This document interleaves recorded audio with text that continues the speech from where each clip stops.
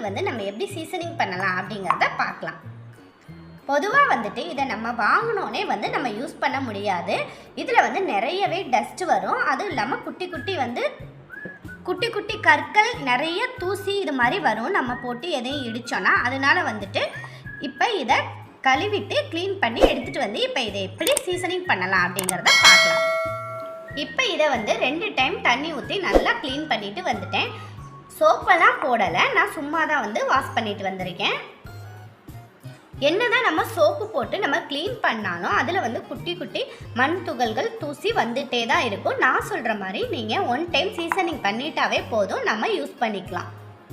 இப்போ இதை சீசனிங் பண்ண நம்ம ஃபஸ்ட் எடுத்துக்க போகிறது அப்படின்னு என்னன்னு பார்த்தீங்கன்னா, 1 ஸ்பூன் அளவு வந்து நம்ம ஒயிட் சுகர் எடுத்துக்கலாம். இதை வந்து நம்ம உள்ளே சேர்த்துடலாம். சேர்த்ததுக்கு அப்புறமா நம்ம இது மாதிரி போட்டு நல்லா வந்து இந்த சுகரை நல்லா அரைச்சி எடுத்துக்கலாம்.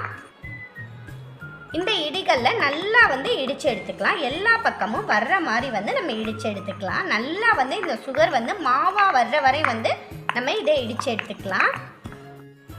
இது மாதிரி நல்லா வந்து இடித்து எடுத்துக்கலாம். எல்லா பக்கம் வர்ற மாதிரி வந்து நம்ம இடித்து எடுத்துக்கணும். பாருங்கள், இப்போ நல்லாவே வந்து ஒயிட் சுகர் வந்து பவுடர் ஆகிடுச்சு. இது வந்து இப்போ பாருங்கள், இந்த ஒயிட் சுகர் நல்லா நைஸான பவுடராக வந்துடுச்சு. இந்த சுகரோட கலரும் பாருங்கள் நமக்கு எந்த அளவுக்கு மாறி இருக்குன்னு. இதில் உள்ள அந்த குட்டி குட்டி துகள்கள்லாம், அழுக்குகள்லாம் பாருங்கள் வந்துடுச்சு. இப்போ இந்த ஒயிட் சுகரை நம்ம க்ளீன் பண்ணிவிட்டு அடுத்த பொருள் என்ன போட்டு சீசனிங் பண்ணலாம் அப்படிங்கிறத பார்க்கலாம். அடுத்து வந்து 1 ஸ்பூன் அளவு கல்லுப்பு சேர்த்துக்கலாம். கல்லுப்பு சேர்த்தாச்சு. இதையும் வந்து நல்லா பவுடர் ஆகிற வரை நம்ம அரைச்சி எடுத்துக்கலாம். இதெல்லாம் எதுக்கு செய்கிறோம் அப்படின்னு பார்த்தீங்கன்னா, நம்மளுடைய இடிகளில் வந்து உள்ளே இருக்கிற இந்த உள்பக்கம் வந்து நல்லாவே வந்து சைனிங் ஆகிடும். அதனால தான் வந்து இது மாதிரி கல்லுப்பு சேர்த்து அரைக்கிறது. அது மட்டும் இல்லாமல் பார்த்தீங்கன்னா, உள்பகுதியில் இருக்கக்கூடிய குட்டி குட்டி கற்கள்லாம் வந்து வந்துடும். அதனால தான் வந்து நம்ம கல்லுப்பு சேர்த்து அரைக்கிறது. இது நல்லாவே வந்து நம்ம பவுட்ரு பண்ணிக்கலாம்.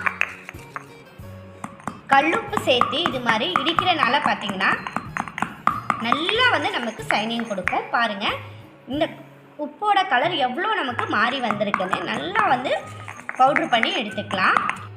2 டைம் வந்து நம்ம நல்லா வாஷ் பண்ணிவிட்டு நம்ம ஃபஸ்ட்டு வந்து ஒயிட் சுகர் சேர்த்து அரைச்சோம். அதுக்கப்புறமா வந்து கல்லுப்பு சேர்த்துருக்கோம். அப்படி இருந்தும் பாருங்கள், இதனுடைய கலர் வந்து நல்லாவே மாறி இருக்கு. உப்போட கலர் நல்லா பிளாக் ஆகிருக்கு. அதனால் வந்துட்டு இதை நல்லா க்ளீன் பண்ணிட்டு தான் வந்து நம்ம யூஸ் பண்ணணும். பாருங்கள், இந்த கல்லுப்பு வந்து நான் நல்லாவே நைஸாக அரைச்சிட்டேன். ஸோ இதை வந்து இப்போ எடுத்து கொட்டிடலாம். இப்போ பாருங்கள், நம்ம உப்பு போட்டு இடித்ததுக்கப்புறமா இதோட கலர் நல்லாவே மாறி இருக்கு. ஸோ இதை வந்து இன்னும் வந்து நம்ம க்ளீன் பண்ணணும். இதுக்காக வந்து அரிசி போட்டு நம்ம இப்போ க்ளீன் பண்ண போகிறோம். கொஞ்சமாக வந்து அரிசி சேர்த்துக்கலாம். அரிசி சேர்த்துட்டு இந்த அரிசியை வந்து நல்லா பவுடர் ஆகிற வரை நம்ம இடித்து எடுத்துக்கலாம். இது மாதிரி பொருள்லாம் வந்து ஆரம்ப ஸ்டேஜ்லேயே நம்ம போட்டு இது மாதிரி அரைச்சி இடித்து எடுக்கிறனால பார்த்திங்கன்னா அதில் உள்ள தூசி எல்லாமே நமக்கு வந்து வந்துடும். நம்ம இப்படி சீசனிங் பண்ணாமல் நம்ம இந்த இடிகளில் வாங்கிட்டு வந்தோன்னே வந்து நம்ம யூஸ் பண்ணோன்னா கண்டிப்பாக இதில் உள்ள டஸ்ட்டு, இதில் உள்ள குட்டி குட்டி கற்கள்லாம் கண்டிப்பாக வந்து நம்ம சமைக்கும் போது நம்ம சமையலில் சேர்ந்து நம்ம வயிற்றுக்கு தான் போகும். அவ்வளோவுமே நமக்கு கெடுது. அதனால் வந்து எப்போவுமே சீசனிங் பண்ணிவிட்டு நீங்கள் யூஸ் பண்ணுங்கள். இப்போ அரிசியை வந்து நல்லா பாருங்கள் பவுடர் பண்ணி எடுத்தாச்சு. அரிசியை நல்லா பவுடர் ஆகிடுச்சு. இப்போ வந்து இதை நம்ம கொட்டிடலாம். பாருங்கள், அரிசியோட கலர் வந்து எவ்வளோ சேஞ்ச் ஆகிருக்குன்னு பாருங்கள். இது மாதிரி சர்க்கரை, உப்பு, அரிசி இது மாதிரி கொரப்பாக இருக்கிற பொருள் நம்ம எவ்வளோக்கு எவ்வளோ வந்து ஃபஸ்ட்டு போட்டு சீசனிங் பண்ணுறோமோ அவ்வளோக்கு அவ்வளோ வந்து இதில் இருக்கக்கூடிய இந்த டஸ்ட்டு, இந்த குட்டி குட்டி கற்கள்லாம் வந்து வந்துடும். இப்போ அரிசியை கொட்டிட்டு நம்ம இந்த இடிகளை க்ளீன் பண்ணிவிட்டு பார்க்கலாம். இப்போ பாருங்கள், என் கல்லை வந்து நான் கழுவிட்டு வந்துட்டேன். இடிக்கல் பாருங்கள் இப்போ நல்லா பளிச்சுன்னு வந்து க்ளீன் ஆகிடுச்சு. இதில் என்னுடைய இந்த இடிக்கல் வந்து நல்லா க்ளீன் ஆகிடுச்சு. ஒரு சில கல்லில் பார்த்திங்கன்னா ரொம்ப டஸ்ட் இருக்கும். இந்த மாதிரி போட்டு நம்ம இடித்து எடுத்தாலுமே ஒரு சில கல்லில் ரொம்ப டஸ்ட் வரும், மண் வரும். அப்படி வந்துச்சுன்னா நீங்கள் வந்து கடைசியாக அதில் கொஞ்சமாக வந்து பூண்டும் கொஞ்சம் சின்ன வெங்காயம் போட்டு நல்லா வந்து தட்டி சீசனிங் பண்ணி எடுத்துக்கோங்க. அப்படி பண்ணிங்கன்னா வந்து அதில் உள்ள டஸ்ட்டு அந்த குட்டி குட்டி கல்லெல்லாம் வந்து க்ளீன் ஆகிடும். அப்படி உங்களுடைய இடிக்கல் வந்து க்ளீன் ஆகலை அப்படின்னா வந்து நான் செஞ்ச ப்ராசஸ் வந்து நீங்கள் 2-3 டைம் வந்து செய்யுங்க. கண்டிப்பாக வந்து இடிக்கல் வந்து க்ளீன் ஆகிடும். இது மாதிரி நம்ம சீசனிங் பண்ணி நம்ம எடுத்துட்டோன்னா வந்து நம்ம டைரெக்டாக வந்து மசாலா ஐட்டம் இஞ்சி பூண்டு இதெல்லாம் வந்து நம்ம தட்டி எடுத்துக்கலாம். இப்போ வந்து நம்ம இந்த இடிக்கல் வந்து சீசனிங் பண்ணியாச்சு.